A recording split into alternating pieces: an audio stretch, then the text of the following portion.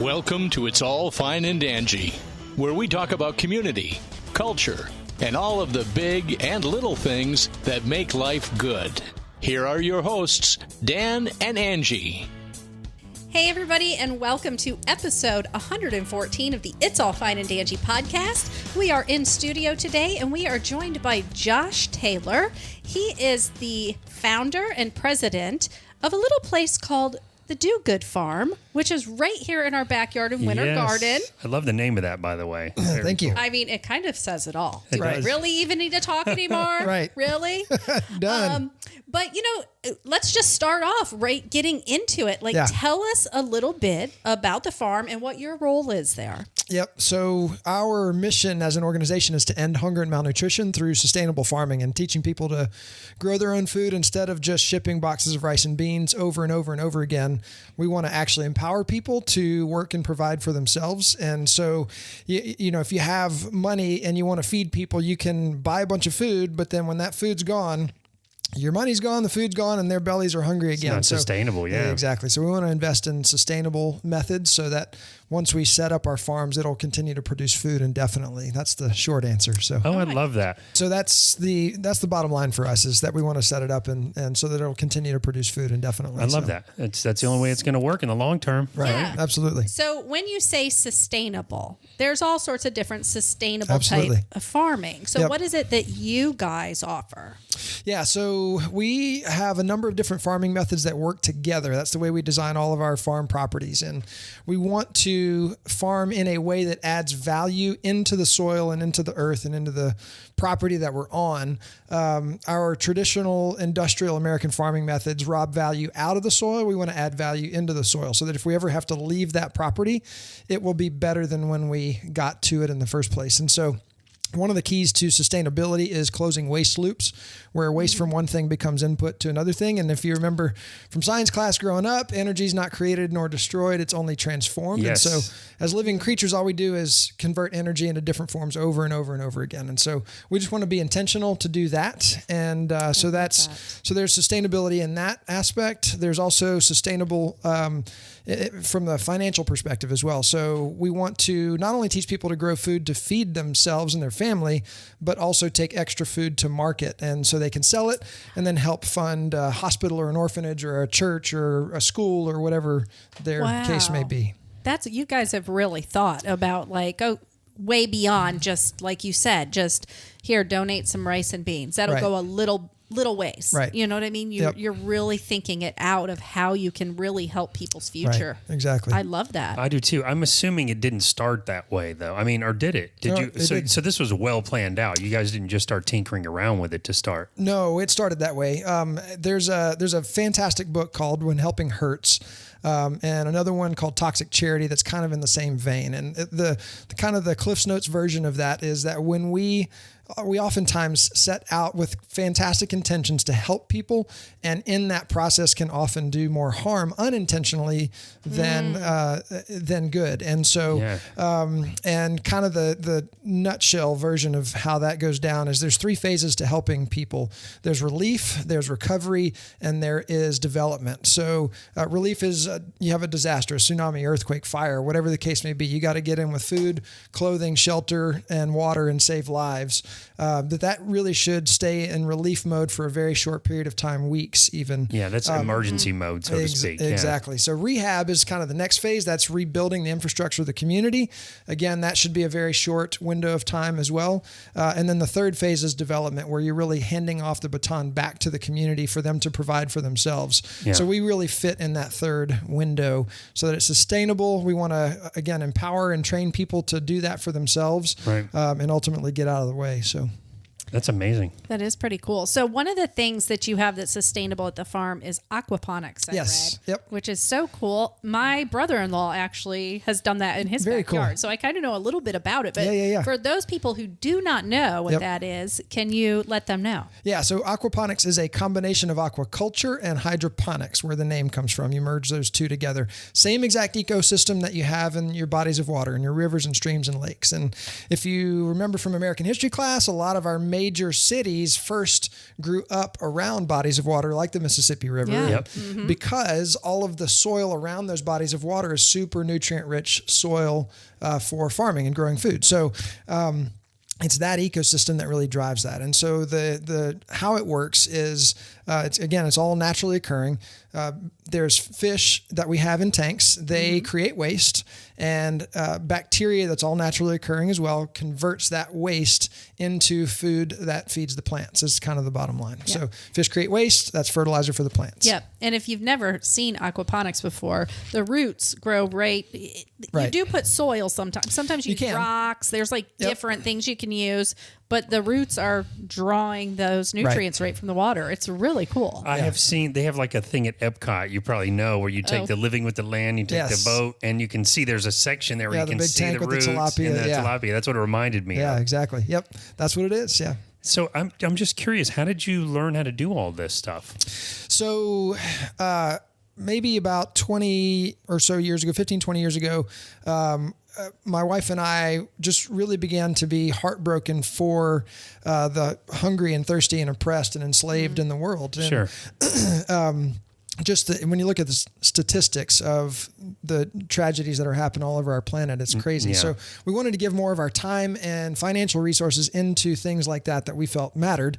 And so we laid out our budget, said, hey, where can we cut? Where can we, move some things around so that we can give more away? And I really didn't have a lot of wiggle room. And so said, well, why don't we grow some of our own food and spend less on dining and eating out and things like that? And so my wife, when she tells the story, she gives me a little bit of a hard time because she's kind of toe dipper in the shallow end. I'm cannonball in the deep end style. So it's a good balance, it sounds like. It is a fantastic balance. There's been plenty of times she's kept me from jumping into an empty pool. Yeah, nice. So I dug up tilled up the entire backyard, set up an irrigation system, the whole deal, and very quickly realized that farming and gardening in Florida is just an absolute disaster. Yeah.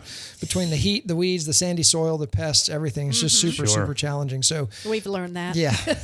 I mean, literally, this is not an exaggeration. Would leave for work in the morning, come back, and the weeds were a good 2 to 3 inches taller. Oh, yeah. And it was just a nonstop battle, and then pests and the whole deal. So super discouraging initially, but then began to research different schools of thought and farming methods. There's a lot out there. And the more that I learned about aquaponics and permaculture and how combining them so that they work together along with animal husbandry, which is not anything kinky. That's just like... I saw that on the website. Yeah. I was going to ask about that because I'm like, what? I don't even know what this is. We're not marrying animals. It just means you keep animals on a farm. That's all it means. Gotcha. Okay, thanks for the clarification. Exactly. So we set up all of our farms so that those farming methods all work together to close those waste loops, which is the key to sustainability. So. Wow, that's very impressive. So when did all this start for you? About 20 years ago. Just as kind of a brainchild, if you will, the napkin drawing, if you will, the sketch. Now, were you always in the Winter Garden area, or have you moved? I grew up in Louisiana, but I've been here since '98. So, okay. So Do Good Farm was born in Winter Garden? Well, we actually, at the time where I tilled up our backyard, we were living in Leesburg at the time. And so the property that we are on now was intentionally sought out to really expand this vision. Yep. Were you a nonprofit from day one? Yeah, we were functioning as a nonprofit. And then at the time, it took about a year and a half to get our 501c3 through the IRS. Right. And that's without any roadblocks or bumps or anything. Yeah, I've heard that it is a... It can be challenging sometimes. Yeah. So thankfully we didn't have any challenges. It just took a while. So we officially became a 501c3 in 2013. Very nice. So let's talk about like the local community, because I know you do some stuff overseas too, but here in the local community, how is Do Good Farm impacting this area? Yeah, so again, it's hunger and malnutrition, which is in developing nations, obviously, but it's also right here in our own backyard. And so we have food deserts, especially in the inner city communities and poorer communities. And we've done ministry on the east side of Winter Garden in a rougher area of town. And breakfast for a lot of those kids is a bag of hot Takis or a Snickers bar on the way to the bus stop from the convenience store. And so then we wonder why they can't sit still and pay attention and retain information and stay awake. nutrition plays a huge role in how our brains and bodies function. And just like not putting the right gas in your car, if you don't put the right stuff in your body, I mean, our bodies and minds are, capable of incredible things when we give it the tools it needs to do its job. But if we don't, they're going to malfunction. And so that malfunction in those inner city communities and food deserts just continues to perpetuate that poverty cycle because they can't get the education that they need to move forward in life. Yeah. And a vicious cycle for sure. For such a thing that this country has such an abundance of. Right. And we have so many, children, adults as well, obviously, but children that are suffering in school because of just not having the right food. Right. May I say. And the education to know better, I guess, especially for the kids. Exactly. Right. So what kind of projects, are you bringing certain projects to those communities? Like how are we teaching those kids and those adults how to be sustainable in their community? Right. So a project that we're super excited about is a local farm-to-table school cafeteria concept that we just finished construction on. So we'll actually grow the food that's used to feed the kids in the school. It's at a local charter school called Hope Charter School and Legacy High School. I know exactly where those are. It's a K through 12. Hope Charter School is the lower school, Legacy is the upper school. So this we just finished construction on the greenhouse, the farm, and so our goal is to solve two really significant problems. Number one, it's challenging, almost impossible for especially the public school system to be able to afford nutritious produce. So in Orange County, for example, their budget is $3 per child per meal.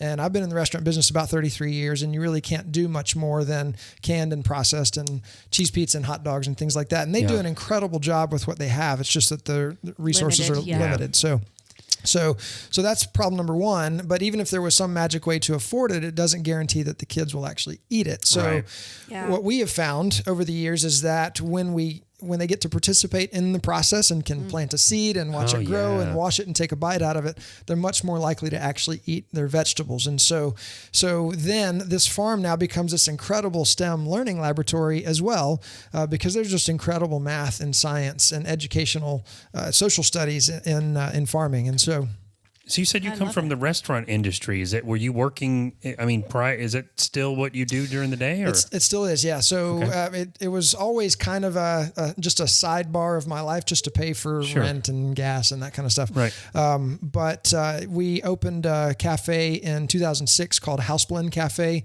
and so we still have that running as well. And so the tagline is "Eat Good, Do Good," and Do Good Farm it launched out of that. So 100% of the net profit is used to impact things like ending human trafficking and things like that. Oh, wow. And so this is one expression of how we are impacting that space of hunger and malnutrition in a sustainable way. And what was the restaurant name again? House Blend Cafe. I'm just taking a few notes here. But that's good to put links in the show for those of you that are interested, as always. Otherwise, I don't remember. Yes, I'm the same way. I get you. Very cool. But I love that. So you're teaching the kids about farming from every aspect of it. Right. And it's interesting to me that when they do the farming, they'll eat the food, because even as an adult... That's been proven again and again. I believe it, because think about it, even as an adult, and we don't farm that much, but when we grow our own stuff, we're so excited and we're checking on it. Right. And it tastes a lot better too. It tastes a lot better. It makes a huge difference, because as soon as you pluck something, the nutrient value begins to decline. Yep. And if it's got to be grown in California and stuck on a truck and then on a grocery store shelf, by the time it gets to us, number one, they have to harvest it before it's really fully ripe anyway. So your nutrient value's low, the flavor's low. So farm fresh, there's just nothing like it. And then treat it in trucks and stuff on the way here. Absolutely. I don't know if you are from here, but I'm from here. Yeah. And the first time I ever had like an apple from an apple orchard, I thought this is an entire. I wondered why everyone was so excited about going to get apples. I'm like, good. Exactly but it's a huge difference. Same thing with like tomatoes here. So Crazy. I think that might be part of the reason that I remember lunches and when I was a kid, and that might be why it all tastes kind of. Yeah, absolutely. I mean, as a health coach, I truly feel, and you probably feel this way too, that because of what children are eating from birth up, their taste buds are so tainted that when they do get something fresh, it tastes very foreign and strange to them. It doesn't. That's why it doesn't taste good, because it's not loaded with sodium or sugar. Yeah, and it's they just don't know how. They've got to slowly adapt to There's a term for this that you may know, Angie, but it's a certain way to raise your kids, like from the time they are infants, where you only feed them like fresh. Is it? I forget what it's called. It's called raising a pure baby. Pure baby. Basically. That's the word. Yeah. Thank you. But if you see like some child, of some of these YouTube videos out there, you see where they have like the little girl and they'll give her like Hershey's Kisses and she doesn't want anything to do with it, and they give her a Reese's peanut butter cup. Then they give her a little bowl of broccoli and she is as happy as can be. Because I do agree that we get so programmed. Think about it, even in your own life. If you eat healthy, at first you have to, it's an adjustment. Mm-hmm. And if you go back to eating junk again, it's hard because it's like chemically engineered to your taste buds kind of thing. Absolutely. Yep. So I love that you're doing that. Are there other businesses or farms that you partner with along the way here? Yeah. So we've got projects internationally. So we're working on fundraising and designing a farm for a school in Burundi, Africa. So it's a little tiny country right in the center of the continent. I wondered, that's amazing. When you said you don't want to ship rice and beans, you want to teach them how, I thought, I didn't realize you guys are doing this everywhere. That's amazing. Yeah, so it's a global mission. And then our hope actually is that we're also, so like for example, at Hope and Legacy here in our backyard, we're going to partner that with a sister farm and school in a developing nation, probably Guatemala, because time zones are similar. So that way they can not only, they can communicate, they can do experiments together and share data together, and then it exposes our kids here to kids that don't have the things that we take for granted. And so again, it just kind of takes those lenses off that our kids are sure. There's so many benefits. That's probably one of the biggest benefits. Then also I'm assuming they grow different things at different times of year because of the climate. They can learn about that. Right. Exactly. And I feel like the more children you expose to that during those years where they're absorbing everything, how many of those children are going to carry that forward and going to make some big change in the future? You know what I mean? Absolutely. Like you just don't know who's going to do it. So not just from the health, but from the sort of me first mentality that a lot of... It could be from science or anything. Just it might be this one experience that they had in school that drives them to do something so significant later. Yeah. So that's kind of how I think, like with those STEM programs and just experiences like that. You never know. Yeah, it might end world hunger. Who knows? Yeah, that's the inspiration component for sure. Yeah. So you mentioned that, you're in the food industry, you have been, or the restaurant industry, you have been for years. So there are some creative things that you do at the farm. Yes. That kind of brings that experience that you've had. Can you talk about the dinner bell? Yes. Did I get it right? You did. Okay. Yeah, nailed it. So, so because in order to grow food sustainably, in order to design our farm so that we have food available 365 days a year, right? Our traditional farming methods, when you plant just the annual vegetables, so that's all the vegetables that we're used to buying in the produce section of the grocery store, your zucchini and squash and carrots and things like that. You get food from those plants just a few weeks out of the year, probably 30 weeks out of a 52-week year, kind of max. Okay. So the reason they're called annual vegetables, you plant a seed, it produces. You wait for it to produce, you're waiting weeks for it to produce, broccoli or cucumber or whatever it is. And then when it's done, you dig it up and you plant more food. And you do that again annually, hence the name annual vegetables. Well, there's a whole slew of what are called perennial edibles that just stay here year after year after year and continue to produce food indefinitely. Just like the flowers or whatever, where you don't have to replant. It's from the seeds of the previous year. Wow. Exactly. So, and there are edible shrubs that will just stay here, like there's edible hibiscus and cranberry hibiscus and all these incredible plants and cactus and things like that are often eaten in other cultures around the world, but we just don't get to experience them here. So when we aren't dependent on food grown in California and put on a truck and shipped over here, when we can just walk outside and harvest it and eat it fresh, there is a whole slew of incredible foods that are delicious, that are really good for you. And so we're passionate about the culinary side. Long answer to your question. We're passionate about the culinary side because we want to help people rethink our food infrastructure and shift to more edible landscapes. Instead of planting ornamentals in our yard, can we plant other, edible shrubs and things like that around our front porch? And so in order to really have an impact in that space, to inspire change, we also need to help people learn to cook it so that they enjoy it. And so we do our Dinner Bell event. It's a 5-course chef's table experience. And It's a roaming experience, so each course is in a different part of the property. We do wine pairings with it. It's so it's a high-end deal, but it's still outdoor and casual in that sense as well. We're going. I want to totally. So yeah, we do each course in a different part of the property. We wrap up with dessert around the fire pit, and it's a great night. Oh, that sounds amazing. How cool does that sound? When's the next one? It'll be in October. We don't do them over the summer because of the heat and mosquitoes and things like that. We appreciate that. But we'll do them October through April, so once a month. Oh, very Oh nice. my gosh. And the months where it's enjoyable to be, outside and eating at the same time around here. Exactly. And a little selfish plug, we also have the ability to do, we've had a number of companies over the years do like private Christmas parties for their company and that kind of thing. So we can do private dinner bell events as well. So it sounds like you've had amazing success with all of this. That's been a huge success, and they sell out every time. Yeah, sure. but I mean, in general, with all of this, like, did it start that way with all of this, or was it a slow climb from the first time you started doing this? Yeah, it's interesting when you're in the middle of it. It's kind of like watching paint dry. It can seem like it's going, taking a long time, but then we have people, and this is always so encouraging, that will come to our farm and say, "Oh my goodness, you've only been here 8 years, and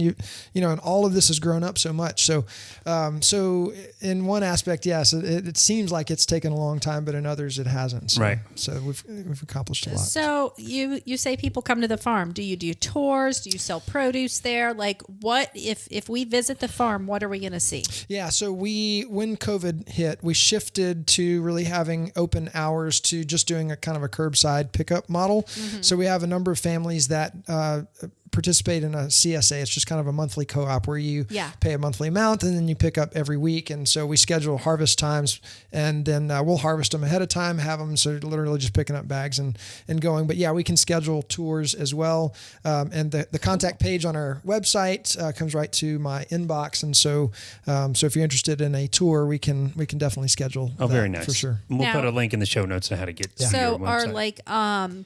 Is there a fee for the tour? Are donations encouraged? Like, how do you work that? Yeah, donations are definitely encouraged every tour that we do pulls us away from the mission that we're on. And so it's just a way to say thanks and a way to just encourage moving the mission forward. And so, we definitely encourage donations. Yeah. Are there other ways the community can help support the farm as well? It's a farm, so there's always work that needs to be done. So we always need volunteers. We have some regularly scheduled volunteer times, and those are on the calendar page of our website, so people can sign up there. There's also a volunteer link for people to sign up there, and but we always need help. So what are some examples of what people can volunteer for? Well, it kind of depends on what we have going at the time, but it's good old outdoor farm manual labor, sweaty, hot. Yeah, but that's a nice experience sometimes when you, especially if you have an indoor job and you're just like itching to get dirty. It could be planting seeds, pulling weeds, moving mulch. It could be, Yeah. And I love this is one of the things I always love to tell people, because when I go out and I do weeding and stuff like that, now I might get a stinging nettle every once in a while. Or ants. But I do not wear gloves, because there is good microbes in the soil that actually can help to boost your immune system. Who knows what else they do, because that's a whole world that we haven't even discovered fully yet. So she's giving me the eye over here. Get your hands dirty. Because two things. When you talked about the weeds, I don't know if you saw the flower bed we have out by the mailbox out there. I missed it. But we had some ivy planted, I want to say 6 months ago. Maybe it was. And it's not growing nearly fast enough for me, by the way. But I went out there and weeded, and it was ridiculous. It took me half a day, we don't spray anything, literally laying flat on my stomach in the flower bed, picking every little one. And a week later, I pull in the driveway, and it's all back. Yeah, he thought that the ivy had grown, and it's like it was weeds. But I had my gloves on doing it the whole time. And she did it like a few weeks later, and she had ant bites and stuff. I'm like, why didn't you wear gloves? And she told me about the microbes. The microbes. Yeah. So it's kind of worth, taking a little bit of damage there. Yeah. And I love that with the kids. I'm sure, kids love to get dirty anyway, but with the kids touching the soil and stuff too. And they do that a lot in nursing homes with elderly people touching the soil. And it's more than just, working with their hands. Sure. There's health benefits to it. So. Yeah. Absolutely. I love that. Yep. So you're probably super healthy. You're going to live till 120 years old. I don't know about that. You never know. You never know. So what is like your, I obviously could probably guess what your favorite thing is, but like, what is your favorite thing just about what, has come from Do Good Farm? So I think there's a lot, but I think the thing that really kind of gets me maybe the most excited, especially on the school farm component, is that I have a good friend who's run a farm over the last 25 years at the Roosevelt School in Lake Wales, about an hour and a half south of here. And it's an ESE school for special needs kids. And what he has found in 25 years of doing this is that children that are on the autism spectrum will often do repetitive tasks really well. So you and I may be bored to tears planting seeds. Well, they'll do it with precision and excellence for 8 hours. And so it's an opportunity for them to learn job skills so that when they graduate high school and mom and dad are like, what do I do now? Yeah. It's an opportunity for them to actually provide for themselves and create, gainful employment. And so that piece of the puzzle really gets me excited. That's for pretty sure. cool. Yeah, I mean, this seems like such a fulfilling thing to do, and with every answer, it's a whole different avenue of how it helps. It's crazy. It's like I never would have thought of that. Yeah, you just think, feed people, Right. right? No, it's going above and beyond that. Yeah, but like even the autism thing, how did you guys even discover that? I mean, Just got networked with Ray Cruz. He's the guy who runs the farm down at the Roosevelt School in Lake Wales. Right. He's just a fantastic wealth of knowledge, and so we've just been very, very fortunate to connect with All the right people. incredible farmers over the years. So very nice. Yeah. It's amazing. I was just good. writing something down. Sorry. That's okay. So how do people find out more about the farm? By going to your website? Website's probably the best place to start. Sure. But if somebody is really interested in kind of doing more of a deep dive, we have an internship program as well. Oh, cool. So we need, all the help we can get to go change the world. And so people that want to come get more involved and, take it beyond just volunteering every now and again, but actually plug in, learn, and be sent out to help start farms around the world. We have an internship program. Oh, that is amazing. Is that internship program for anybody, or is there certain age groups that usually would be interested in that? Yeah, it's for anybody, but realistically, probably late high school and beyond. And college students. Yeah, right. Okay. Exactly. Oh my gosh, that's very interesting. So what's next for you guys? So right now, like I said, we're working on the design and fundraising for that project in Burundi. It's a school. It's called the Discovery School. About 1,300 kids. 300 of those kids live on property in a boarding school for deaf children.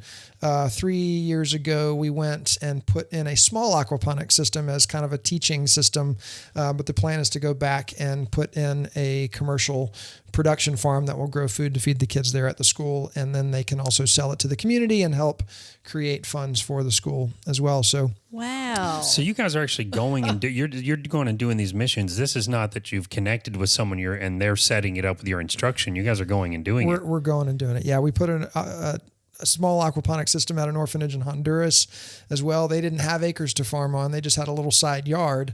But in Honduras, they do a lot of rainwater harvesting because the utility infrastructure is not what we have here. Sure.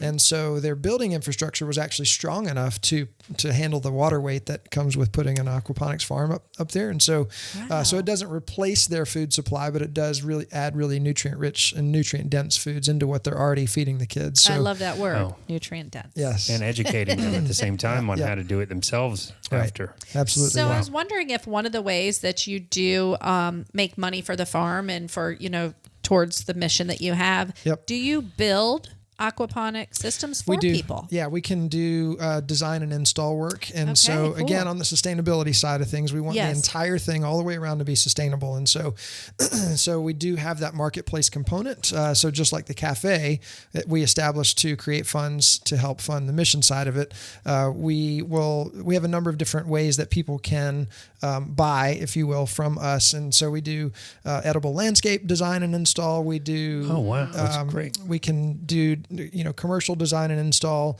as well. And then we have that CSA program that I was telling you about where people can pay a monthly fee and then pick up veggies every week. It's an assortment that changes throughout the year. We have our dinner bell events. We also can host small weddings and things like that at the farm.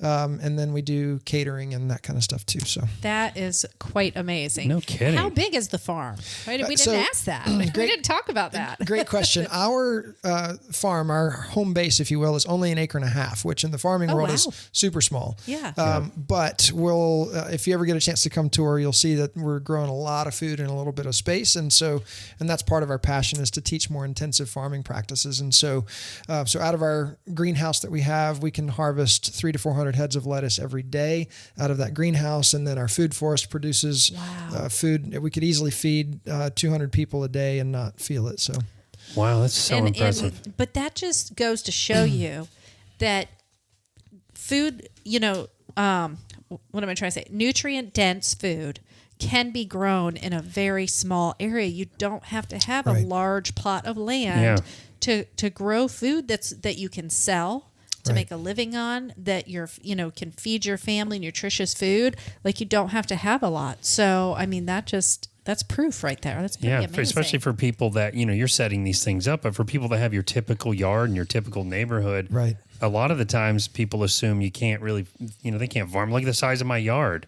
Yeah. But you're proving different there. Yeah, that's pretty cool. And the amount of food you're producing is crazy. It really is. Well, this has been very informative. We are super excited to come and check it out. Yes, thanks for having me. And I literally just found you by I was just Googling farms in the area. I was going to ask. I'm like, what is this? I was a little bit apprehensive. How do I not know this is here? I was a little bit apprehensive to ask you during the show, but I was going to ask later, how in the world did you find this? Because this is amazing. What I did. That's all I do. That's great. I don't have time to drive all around. Right. So I have to just, do this. Start doing the Google stuff. Do the Google stuff. So, Josh, before we wrap up, is there anything else you want to let people know about Do Good Farm?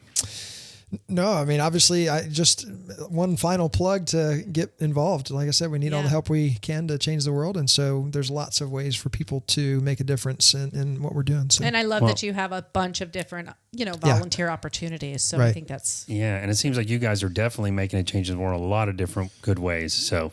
It's fun. Thanks for having me on. Yeah, thank you so much for meeting with us. This has been nice. Thank you for coming out in this rainy weather today. I know. Yeah, I heard it raining in the middle of the... I'm like, what is that noise? Or a fan on or something? It was really raining a minute ago.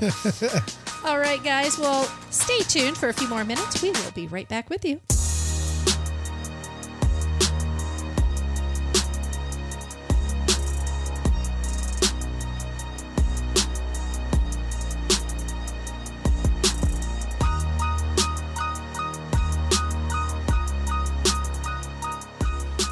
Welcome back. We hope you enjoyed that interview. And we thank you so much for each and every time you tune in and watch who we have on the show. Help us in helping the community to support local businesses, artists, other creatives, and nonprofits. Indeed, we do. Or even if you just listen. But we've started doing the YouTube channel again, or the YouTube videos again. And we intend to keep those going. But yeah, as Angie said, thank you so much for listening. And we hope you enjoyed that interview. If you like the show, we would like to ask you if you could take a minute to go and give us a rating, even better, a review, and best, if you love it, to subscribe to the show on your favorite podcast player or on YouTube. That's right. And if you have someone that would like to be on the show, if you'd like to be on the show yourself, or you just want to leave a nice little voicemail, give us a call at 407-490-3899. Or an even better way is to shoot us an email at feedback@fineanddanjee.com. So, real question, do you have that number memorized yet? Nope, I have it right here on my handy dandy iPad. I don't have it memorized yet either. That's so bad.